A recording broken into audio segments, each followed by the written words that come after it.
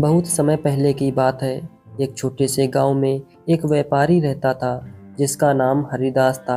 हरिदास नमक का व्यापार करता था और अपने व्यवहार के कारण लोगों में प्रसिद्ध था, परंतु अंदर से वह बेहद लालची और बेईमान था।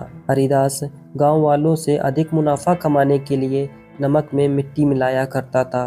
इससे उसके नमक की बोरियां भारी दिखाई देती, लेकिन गुणवत्ता बेहद खराब हो जाती। गांव के लोग उसके इस छल को समझ नहीं पाते और उसकी तारीफ करते हुए उससे नमक खरीद लिया करते थे। एक दिन एक साधु उस गांव में आए। साधु गांव के हर घर में गए और भोजन मांगा। गांव के लोगों ने साधु को भोजन दिया और उनकी सेवा की।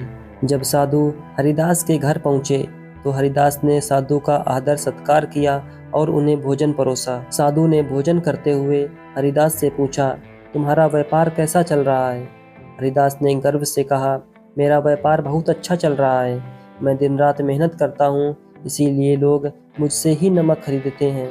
साधु ने उसकी बातों को गौर से सुना और कहा, व्यापार में ईमानदारी बेहद महत्वपूर्ण होती है।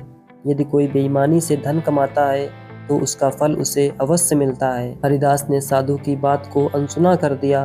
वह सोचने लगा, यह साधु क्या जाने व्यापार की चालाकी।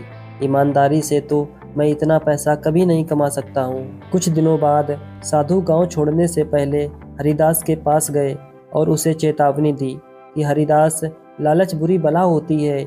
यदि तुम नमक में मिलावट करोगे तो तुम एक दिन बड़ी मुसीबत का सामना करना पड़ेगा। हरिदास ने हंसते हुए साधु को गांव से विदा कर दिया। एक दिन हरिदास ने एक बड़े व्यापारी को अपनी सारी नमक की बोरियां बेच दी, लेकिन उसने उसमें पहले से ही ज़्यादा मिट्टी मिला दी थी।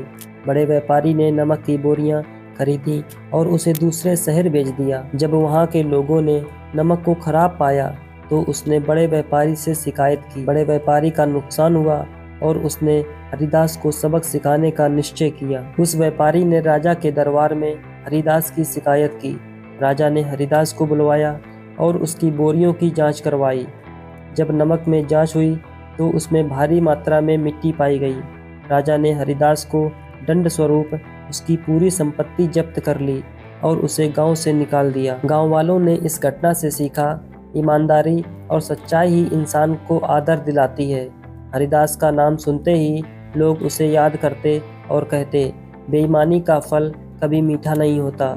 इस तरह हरिदास की बेईमानी और लालच ने उसे बर्बाद कर दिया और साधु की बात सत्य हो गई।